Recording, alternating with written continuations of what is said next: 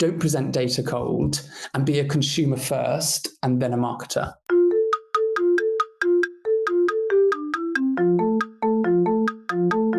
Are you a fitness-loving foodie? Then Defy Snacks is for you. Defy offers real, high-quality chocolate you love, combined with functional ingredients, giving you as much as 26 grams of protein per bag, so you can be both a little bit bad and a little bit good at the same time. As a female-owned brand, Defy dedicates a portion of its profits to other women-owned businesses. Currently sold in the US, you can find us on defy.snacks.com and follow us on social at Defy Snacks.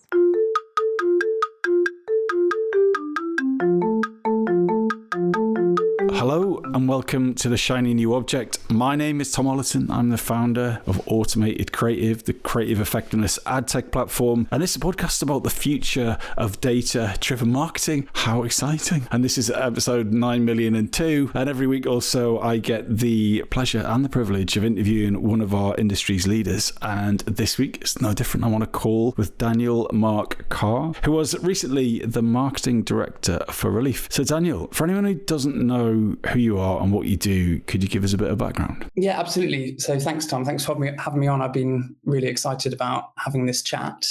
Look, for the last 15 years or so, I've been working in brand and marketing, and I've had the opportunity to work with just some incredible brands and products from a variety of industries. I've worked with scrappy startups and hyper-growth scale-ups and, those big matrixed global businesses where just scheduling a meeting feels like a project in itself. And my career started in Shanghai in China, which, trust me, is a hell of a place to dive headfirst into marketing. And it was a role where I was marketing luxury adult intimate lifestyle objects, which is a very polite and PC way of saying I was selling high-end sex toys to very wealthy people. That job taught me a lot about human psychology, breaking social taboos. Look, imagine trying to sell something to people when customers don't even want to admit they're buying it. It forces you to become kind of insanely creative and sensitive to cultural nuances and be really razor sharp with your messaging and where you're showing up. It showed me really early on in my career that real marketing impact, it happens when you're challenging people's perceptions. And that's true whether it's a taboo product or just a misunderstood brand category. Fast forward a few years, I've worked across some other taboo industries from vaping, intimate hygiene, and as you said, most recently Relief, which is one of the fastest growing medical cannabis clinics in the UK. But alongside my day-to-day marketing work, I'm also a trustee. So I'm on the board of the KFC Foundation. And I'll be honest, it's just an incredible way to sharpen your leadership skills and strategic thinking. So I'm a big advocate for being a trustee. I've also recently been fortunate enough to be recognized as a Marketing Week Top 20 Future Leader.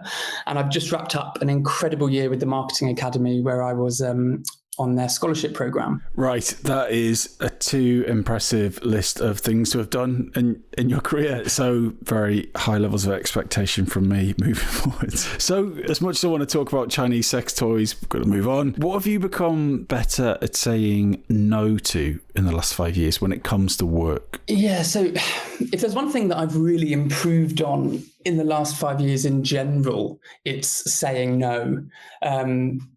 Kind of historical people pleaser here, who's now learning to really set boundaries and kind of go forth with lots of intent and strength. But in a work context, I've become much more confident saying no to reactive work. So over the last few years, I've really worked with startups and scale-ups. And in those environments where everything feels like, it's on fire, everyone's idea is just a top priority, it can often feel like you have to say yes to everything because the next idea could be that silver bullet. But actually what happens next is you get this cycle of reactive work where myself or a marketing team are spending all of our time chasing other people's kind of half-baked ideas instead of executing clear strategy. So that's something I've been kind of really working on over these last few years, that the power of no. And it's kind of counter to what we're taught at the beginning of our careers, I believe, because we're told, say yes to everything. You never know what's going to happen. You've got to say yes. But there's kind of a turning point, an inflection point in your career where actually yes is no longer the magic word. And there's a lot more power behind saying no and keeping that focus. So basically, you say the strategy says no, so no.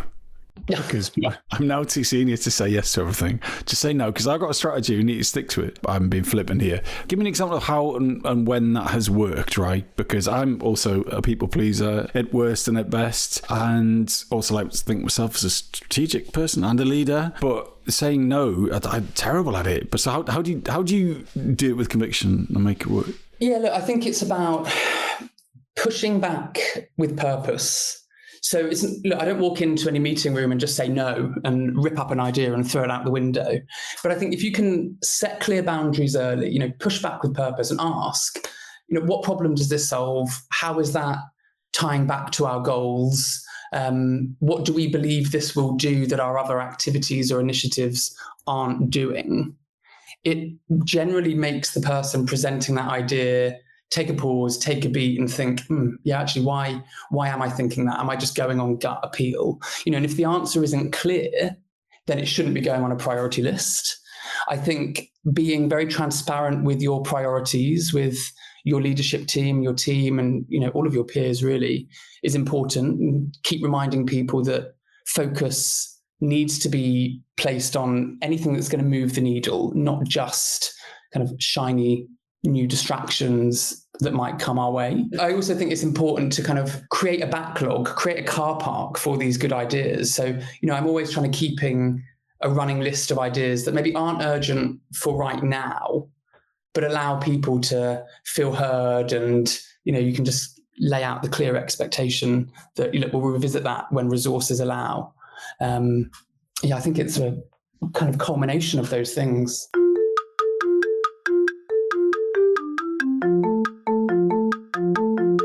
My objection to that is kind of one of the great things about working in this industry is there is all that mad shiny stuff, sort of kind of hence this podcast, where you're like, do you know what? There's this weird thing on TikTok that everyone's doing. Maybe you should get on that. And I'm not saying that it should replace strategy or get in the way of the thing that you're going to deliver. And I love that point of what will this do that this something else won't do? But there is a magic, and that is one of the exciting things about this industry, that there is always something new that you can get involved in. I assume if we're doing like laying down international underwater cables, things don't move that quickly. I don't know, maybe they do. So how do you not just pour cold water on actually that fire that burns that does make this industry quite special? I think God, this probably sounds a bit cliche, but showing genuine interest, something that I think a lot of your guests have talked about is being curious at all times. So if I'm presented with this kind of new idea or the next hot take, I want to find out more. I want to find out how it's come into their mind or it's come across their desk.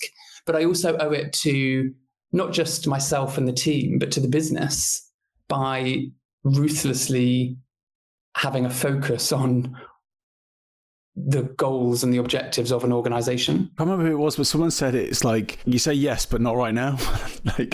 You're not saying no. You're like, yeah, let's do that. But actually, I'm going to play out my quarter or whatever it is. Yeah, look, absolutely. And I think back in the day, and I'm talking many, many years ago, I always remember a founder was absolutely convinced they'd been out for dinner and someone over the dinner had told them that, I think it might have been Clubhouse.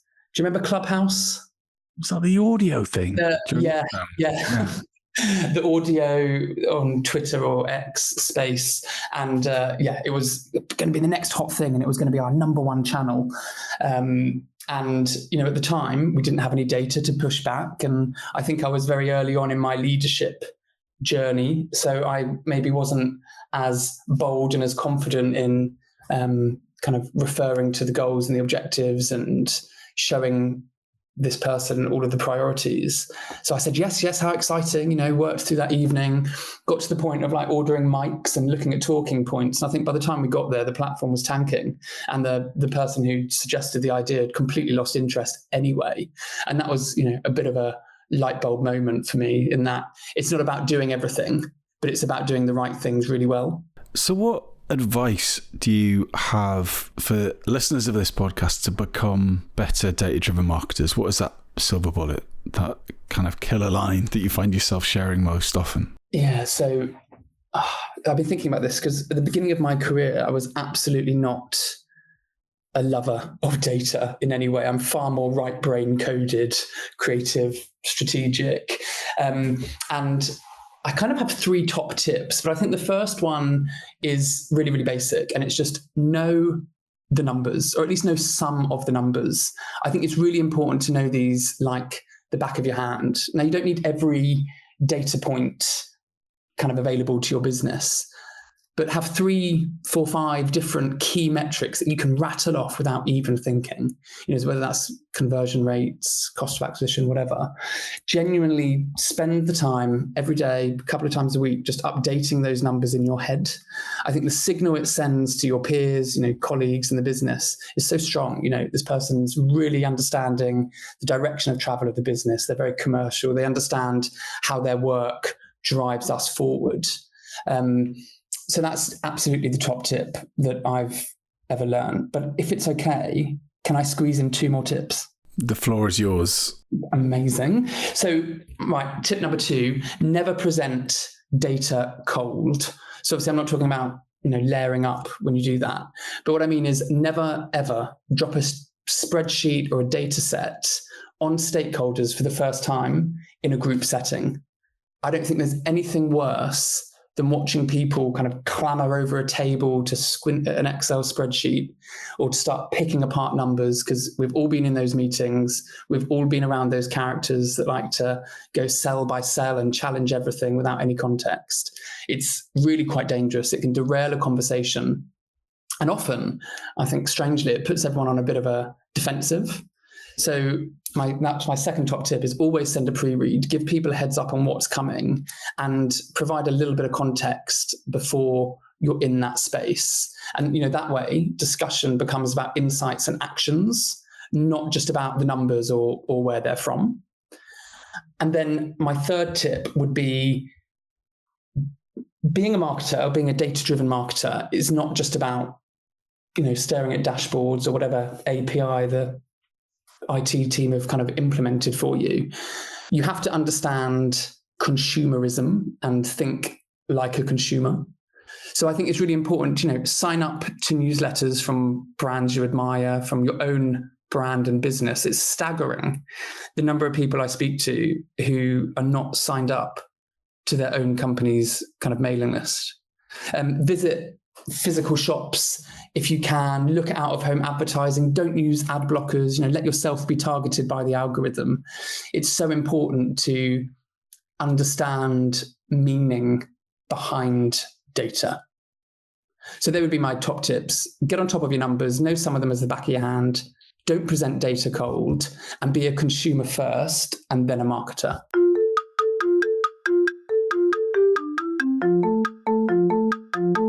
This episode of the Shiny New Object podcast is brought to you in partnership with Madfest. Whether it's live in London or streamed online to the global marketing community, you can always expect a distinctive and daring blend of fast-paced content, startup innovation pitches, and unconventional entertainment from Madfest events. You'll find me causing trouble on stage, recording live versions of this podcast, and sharing a beer with the nicest and most influential people in marketing. Check it out at www.madfestlondon.com.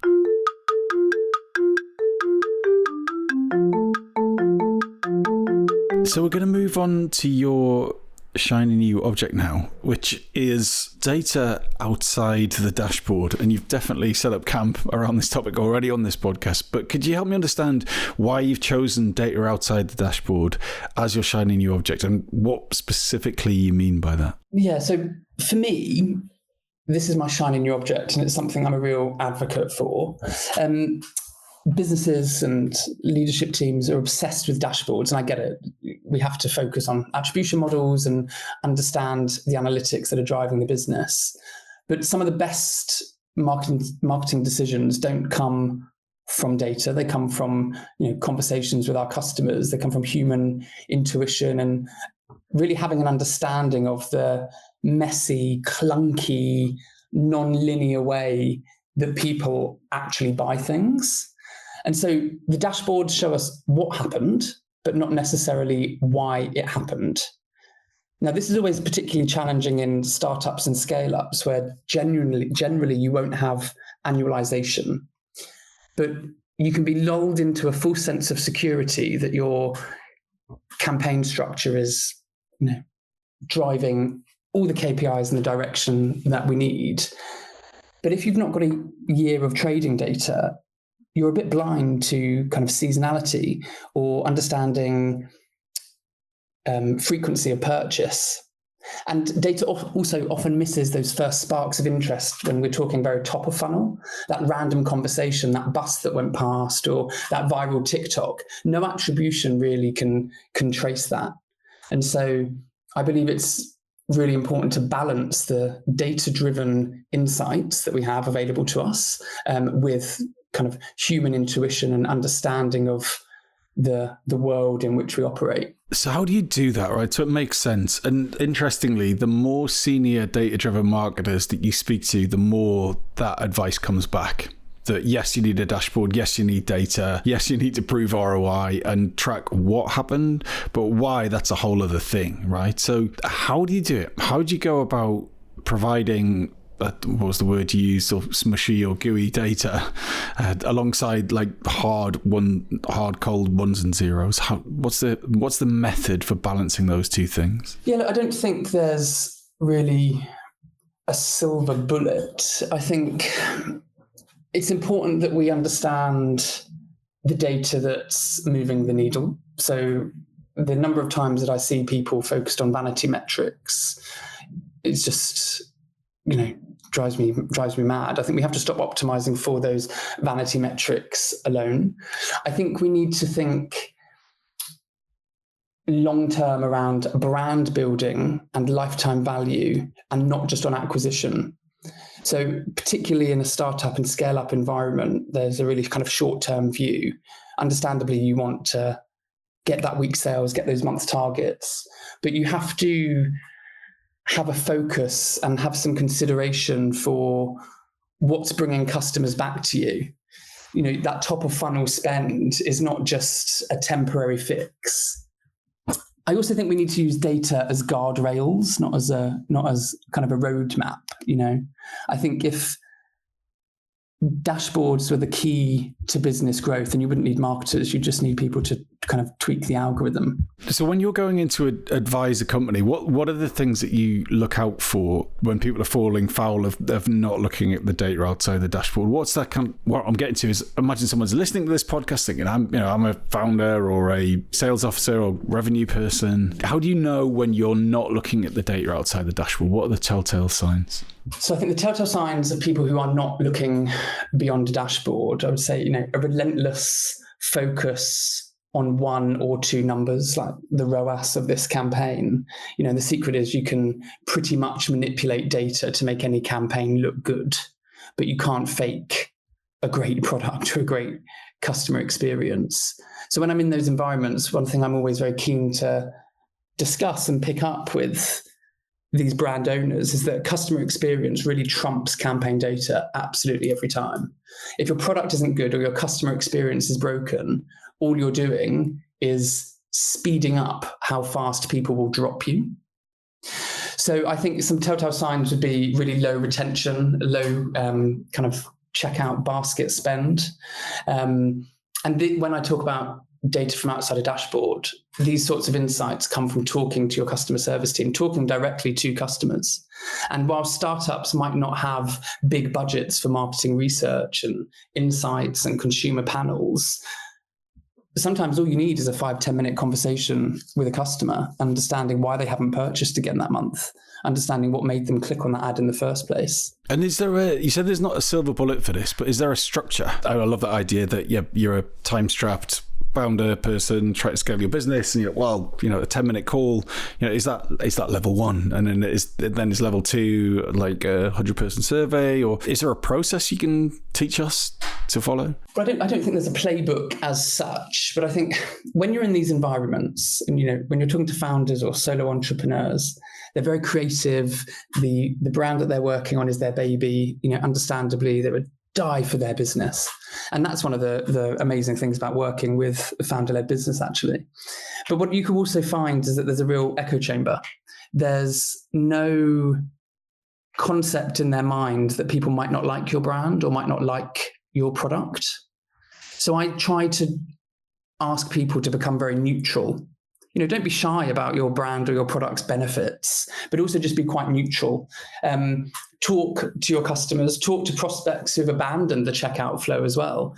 So in a brand that I've worked with recently, we got some amazing insights from kind of exit intent.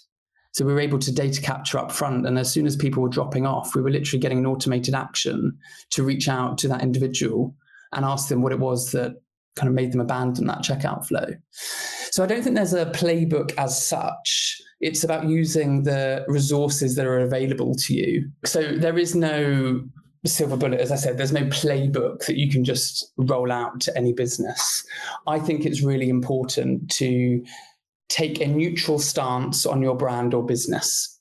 So in the startup space, when you're working with founders and entrepreneurs, they have a relentless love for their product. That's one of the things that's really great about working in those environments. Unfortunately, with that becomes almost a disbelief that people wouldn't want their product or that there's better products or services out there. And I think your dashboard, while it shows you numbers, your customer's experience really tells the truth. And so if you are able to just speak to one customer a week, that is an absolutely fantastic start.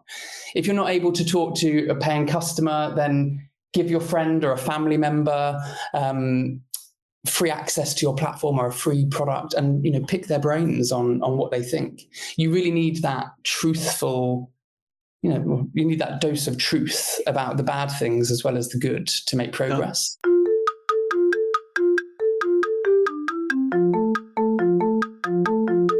So interesting, because I think about my exit experience of various products, right? And it's all glitz and glamour at the start, isn't it? And then it's like, right, I no longer want to subscribe to this thing for 15 quid or whatever it is. Then some people try and make it hard for you. Here's 20% off next month, or please don't leave us. And then there's, when they give up, there's always that grey box saying, why did you leave this service? 5 options and then other, and then that's it. But what you're saying is, it's fascinating that actually that's got all the good stuff in it, but it's got no design resource applied to it. There's no we'll give you a £5 or a £10 or whatever just if you tell us why you didn't like this service, or would you take a phone call? It's so interesting. At the point at which they leave is, and people would probably be most honest at that point maybe as well. So that's a fascinating idea. You'll be surprised on the power of an Amazon voucher. People are always willing to kind of give their insights and their feedback. And I think we're conditioned, the human mind is actually conditioned to be kind of more negative than it is positive. And you see that if you look at, review websites. The majority of reviews are going to be really negative and sour because you go online to talk about a bad experience, not necessarily a good experience. So a lot of people actually would feel empowered if they didn't go through with your purchase, having someone reach out with a personal message saying, I'd love to speak to you for 5 minutes, getting that real flavor from them, because understanding at what page or what stage of a checkout flow people are dropping out on, yeah, that's really interesting. But I think it could lead you to fixing the wrong things. That is a wonderful place to leave it. Daniel, for anyone who wants to get in touch with you, where's the best place to do that? And what makes an outreach message that you will respond to? Yeah, look, if anyone today feels that something I've said really resonates, perhaps they're a founder or a leader in a startup or scale up who's looking for some help cutting through the marketing noise, then LinkedIn is definitely the place to reach me on. I would say just reach out, say hi, say hello. Please don't invite me to a webinar. I have much more of a preference for a phone call, pick up the phone, let's have a chat, and let's go from there. Daniel, thank you so much. Thanks, Tom.